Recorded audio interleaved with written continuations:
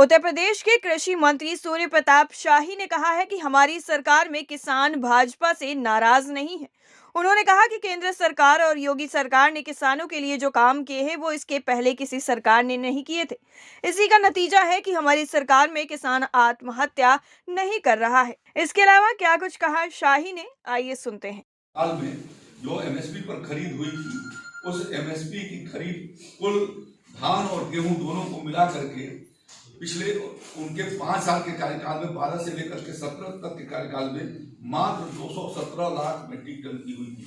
94 lakh metric ton उन्होंने गेहूं खरीदा था और 123 लाख मीट्रिक टन धान खरीदा था और दोनों को मिलाकर कुल 217 लाख मीट्रिक टन हुआ।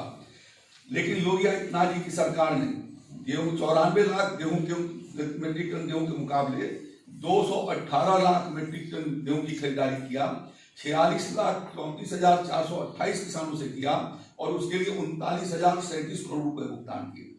इसी तरीके से जहां उन्होंने समाजवादी पार्टी के शासन में धान की खरीदारी 123 लाख मीट्रिक टन 14,87,000 किसानों से और उसका भुगतान 17,190 करोड़ का था। योगी आदित्यनाथ 838 करोड़ रुपए की राशि पहुंचाई गई है, जबकि समाजवादी पार्टी के 5 साल के शासनकाल में इस तरीके की कोई आर्थिक मदद नहीं हुई। तो ये ऊपर साफ है कि किसानों का हितैषी कौन और किसानों के लिए कौन काम करता है। 2,53,00,000 किसानों को 37,388 करोड़ रुपए की धनराशि।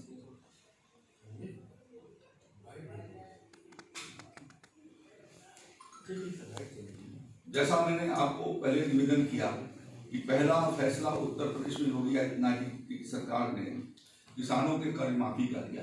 समाजवादी पार्टी की 5 साल की सरकार थी, उन्होंने सिर्फ भूमि विकास बैंक के कुछ चुनिंदा किसानों के लिए कर्ज माफी का फैसला किया। ऊपर का प्रावधान करके कृषि क्षेत्र को कैसे ताकत दिया जाए, किसानों को ताकत दिया जाए, इस दृष्टि से हमारे आदरणीय मुख्यमंत्री जी योगी जी की सरकार ने काम किया है। तो ये फर्क साफ है कि 2007 से 12 और 2012 से 17 जितना दोनों को मिलाकर के बजट था, उससे लगभग 1.5 गुना से ज्यादा बजट जो है वो योगी आदित्यनाथ जी की सरकार ने रखा। इसी तरीके से किसानों को कोई आर्थिक मदद न तो उनके पहले यूपीए सरकार द्वारा दी जाती थी और न समाजवादी पार्टी या बहुजन समाज पार्टी की सरकार द्वारा दी जाती थी। हमारे मुख्यमंत्री योगी आदित्यनाथ जी ने प्रधानमंत्री जी द्वारा जो लागू किया गया प्रधानमंत्री किसान सम्मान निधि योजना, उसके भीतर विशेष पहल करके उत्तर प्रदेश के भीतर आए और एक तरीके से किसानों के प्रति नकारात्मक भाव होने के नाते उत्तर प्रदेश का किसान हैरान और परेशान था। लेकिन योगी आदित्यनाथ जी की सरकार ने सरकार बनते ही पहला जो एजेंडा लिया वो किसानों का एजेंडा लिया, उत्तर प्रदेश में कर्ज माफी का, और दूसरा एजेंडा लिया एमएसपी पर पारदर्शी तरीके से किसानों के खाद्यान्न का, और उस दिशा में एक विशेष पहल किया। मैं आपको ये अवगत करा दूं कि कृषि क्षेत्र के भीतर कल्याण के लिए कृषि बजट में अभूतपूर्व वृद्धि की। समाजवादी पार्टी की सरकार में 4200 करोड़ रुपए के करीब का बजट था और योगी आदित्यनाथ जी की सरकार में 12,000 करोड़ रुपए का 15,000 करोड़ रुपए का वो बजट प्रावधान किया गया है, जबकि बसपा के जमाने में 4500 करोड़ रुपए का था। तो इसी से अंदाजा लगा सकते हैं और किसानों को मदद कर रही है। पिछले गन्ना किसानों की दृष्टि से खांडसारी का लाइसेंस भी खांडसारी को पिछली सरकार हतोत्साहित कर रही थी।